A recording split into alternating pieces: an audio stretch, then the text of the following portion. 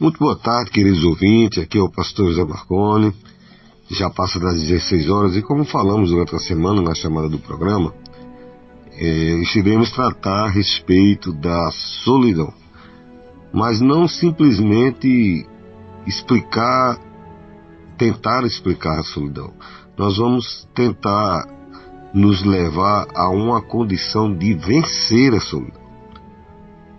Tem uma solidão imposta como essa que passamos recentemente pela pandemia, que colocou todo mundo em reclusão e todo mundo ficou confinado. E tem a solidão social, tem a solidão por circunstâncias da vida, e muitas são as situações porque há um tipo de solidão que é pior ainda. Você pode estar cercado de pessoas e mesmo assim sentir-se só o tempo todo. As pessoas não sentir interações, não sentir que as pessoas se relacionam, nem que você se relaciona com alguém. E fato que temos um adversário de nossas almas, temos que entender isso. O diabo veio para roubar. Então tudo que ele puder roubar, a paz, a unidade, a comunhão, a família, os bens, tudo que ele puder roubar, ele veio para roubar. Ele veio para matar a esperança, matar a perspectiva, matar os relacionamentos, matar a unidade, matar o crescimento. E ele veio para destruir. Todos esses adjetivos aí podem ser aplicados em qualquer área da nossa vida, porque ele veio para essas coisas. Em contrapartida a isso, com grande poder, Jesus veio para que tenha vida. E ele diz vida em todas as áreas, porque ele diz vida em abundância. E a solidão é algo que é terrível. A solidão, ela está associada a alguns quadros emocionais, A pessoa, você vê quando a pessoa começa a entrar num quadro de depressão, a primeira tendência é tentar isolar-se, porque o inimigo, ele sabe que a restauração está na comunhão, no relacionamento. O isolar-se faz a pessoa em si mesma, ele começa a escutar os problemas dele. E muitas vezes a pessoa vai se distanciando e começa a não ver respostas naturais, Porque nem sempre a gente conta com a sensibilidade das pessoas, nem sempre você pode esperar uma empatia, uma palavra de apoio, porque parece que as pessoas se reservam de dar palavras generosas, de estender a mão, que eu digo, seguro na minha mão para a gente se levantar, ou eu vou te levantar, ou vamos nos levantar junto. E Deus, ele não... É uma coisa tão séria isso que eu estou te falando, porque desde o início da Bíblia, lá em Gênesis 2, quando Deus fez o homem, ele fez o homem como um grande artista faz uma obra que olha, e ele olhou a terra e disse: é muito bom. Olhou os céus, as estrelas, é muito bom. Olhou as aves do campo, o mar, as águas, os lagos, é muito bom. Olhou o sol, é muito bom. Olhou o homem e disse: é muito bom, mas tem um detalhe: não é bom que o homem esteja só. Não é bom que o homem caminhe só. Quando ele faz o homem, mulher, ou qualquer ser denominado filho de Deus, não é bom. Claro que devemos ser seletivos com quem vai ser nosso parceiro, é por isso que tem as afinidades e as famílias se constroem, mas não é bom que esteja só. Isso está previsto em Gênesis. E isso era tão importante para Deus que todos os dias, a Bíblia diz que no cair da tarde, certamente Adão tinha muita coisa para se ocupar, porque Deus criou todas as coisas, disse: tá aí, Adão, tome conta disso aí tudinho. Então tinha muita coisa para ele fazer, Tinha os afazeres, e ele não sabia que existia outro da sua espécie. Mas no final da tarde, todo dia no final da tarde, Deus, o próprio Deus, descia do céu e vinha conversar com Adão. Desde o princípio, Deus já nos ensinava, temos que ter relacionamento com Ele. É ele que dá sentido. O diabo veio para tirar o sentido. O diabo veio para desacreditar no sentido, tirar a esperança, a expectativa. E Deus veio para renovar a expectativa, renovar a esperança, dar sentido à nossa vida, porque Ele é a vida. Então a aproximação de Deus aquece a chama dentro de nós do gosto da vida, do desejo da vida, do desejo de relacionar-se. E eu refletindo sobre isso durante a semana, tem alguns casos que a pessoa pensa que está só. A pessoa se vê numa situação, num conflito, né? E impulsionado pelo diabo. Não é porque você não é um atentado do diabo, é porque o diabo, ele não poupa ninguém. O próprio Pedro, Jesus disse: Pedro, hoje de manhã o diabo pediu para ser andar com você. Uma vez Jesus disse: eu preciso dar minha vida. Pedro disse: não faça isso. Ele disse: para trás de mim. Só que ele não estava dizendo com Pedro, ele estava dizendo com o diabo que estava tentando Pedro. Quer dizer, o diabo, ele fica ao derredor. Graças a Deus, Deus acampa os seus anjos ao nosso redor, para nós não sermos tragados, né? E um caso disso está em 1 Reis, capítulo 19. Todos conhecemos, né, aquele texto do Elias, e ele tinha feito um grande feito. Ele fez cair água do céu, né? Choveu, ele orou, Deus fez cair água do céu. Ele orou, Deus fez cair fogo do céu. E veio uma palavra uma palavra maligna de uma mulher, que disse assim: tão certo como amanhã, essa hora, a cabeça dele vai estar aqui comigo. E essa palavra entrou no nosso coração. Então o diabo usa pessoas para ferir. Por isso que a gente às vezes está isolado, está sentindo só, está afastado, está caminhando só, porque o diabo, ele vai usar pessoas que a gente investiu amor, pessoas que a gente investiu comunhão, pessoas que a gente investiu em união. E o diabo vai usar essa pessoa, né? E não é porque essa pessoa seja mal, é porque o diabo é mal. O diabo é a maldade. Então, o objetivo do diabo não é só criar a situação, é ferir o coração da gente. O diabo podia ter usado qualquer pessoa para vender José. Ele usou os irmãos. Por quê? Ele não queria só destruir, ele queria que o coração de José ficasse ferido. E a vontade de Deus é que o nosso coração seja sarado. É uma luta constante. O diabo atrás de ferir e Deus em todo o tempo nos sarando.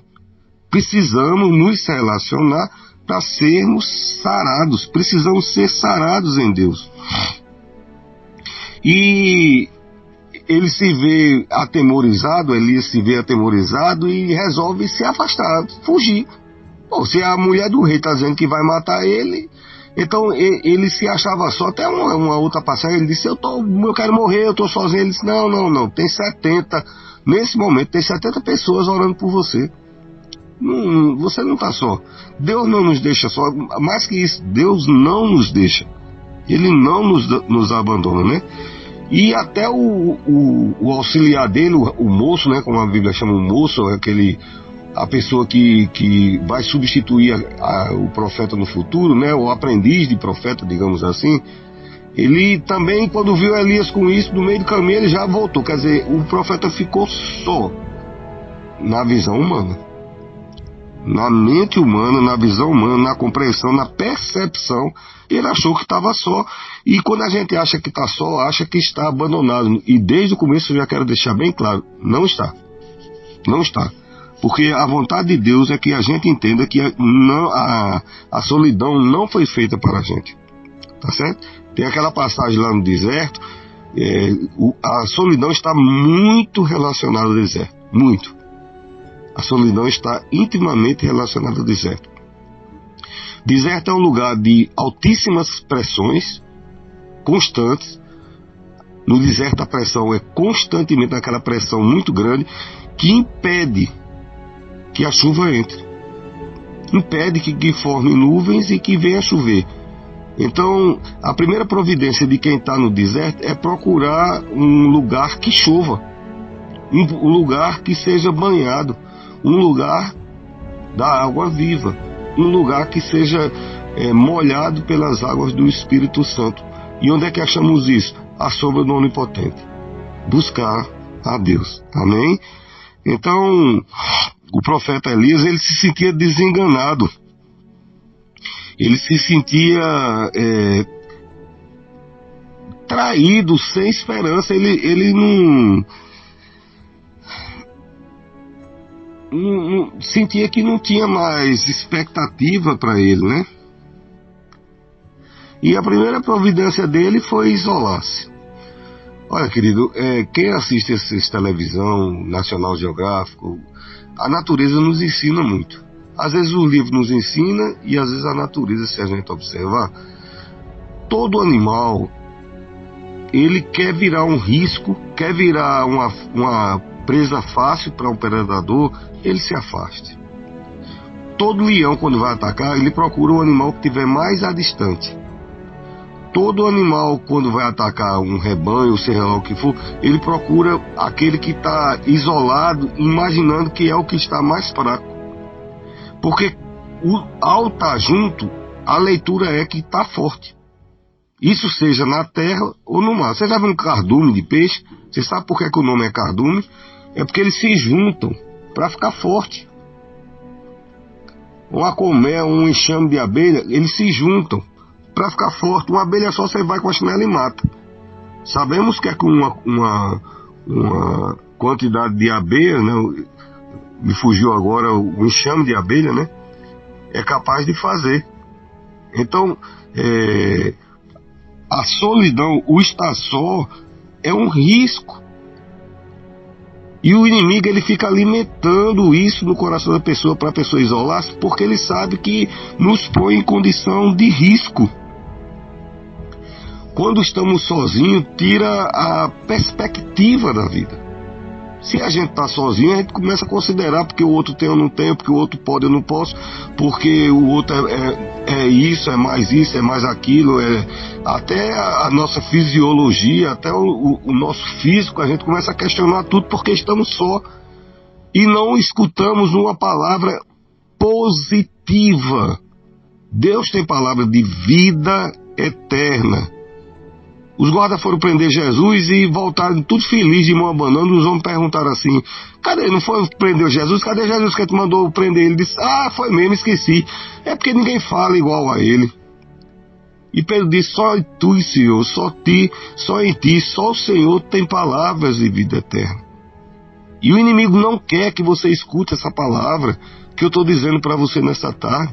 Palavras de vida e vida eterna. Então, o desânimo, né, ele potencializa a percepção da solidão. E quando a gente está olhando com os olhos marejados, nublados, é diferente da realidade. Entendeu?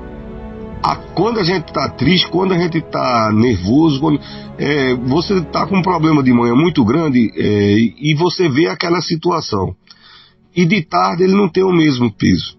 Quando a gente está com um problema no dia, depois que dorme, no outro dia você vai ver aquilo, já não tem o peso do dia anterior, porque vai amenizando, entendeu? Depende do estado da nossa alma à medida que a gente vê as coisas.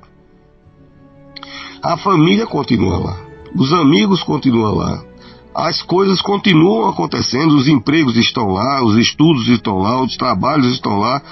Então, se a gente se isola, se a gente se atém à solidão, e eu vou falar de alguns tipos de solidão mais tarde, mas estou falando de forma genérica da solidão.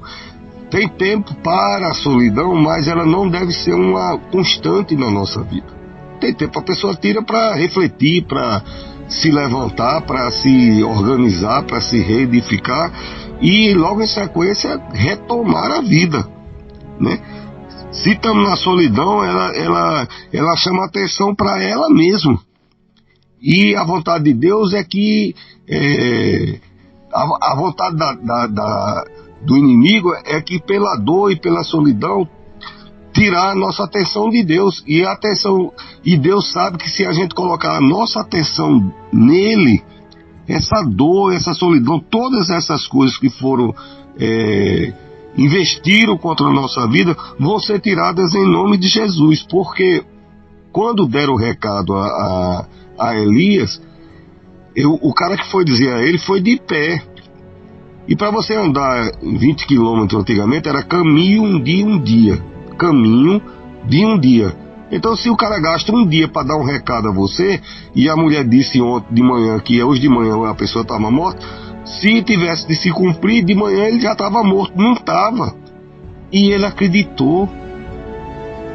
Querido, como a gente tem dificuldade de acreditar naquilo que Deus fala e dá crédito em toda voz nefasta, dá crédito à voz do diabo. Jezabel mentiu.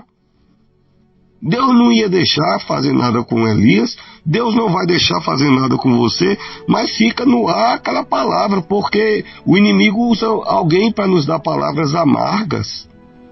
E eu já disse, o objetivo do inimigo é ferir o nosso coração. O diabo usou Judas. Judas era Jesus beijou Judas. Ele disse, ele come pão, eu reparto o pão na minha mão. Um pedaço é para mim, um pedaço para ele. Amigo.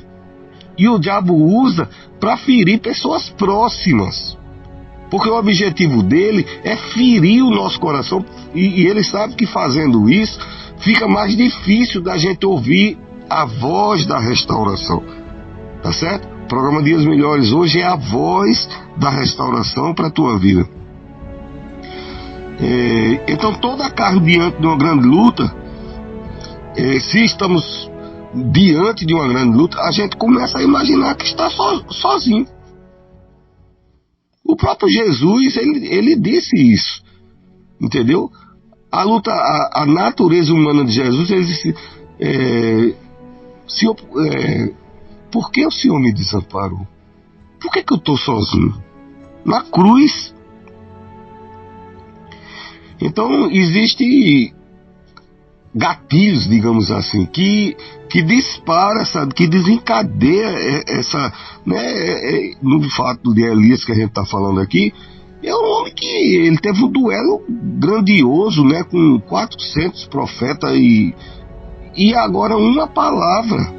Então eu não sei que circunstância, eu não sei um divórcio, eu não sei uma contenda, uma desunião na família, uma palavra negativa, um bem que você queria. Querido, nada é mais importante que a comunhão. Eu estou lhe dizendo isso porque tem um preso, então a pessoa é privada da liberdade.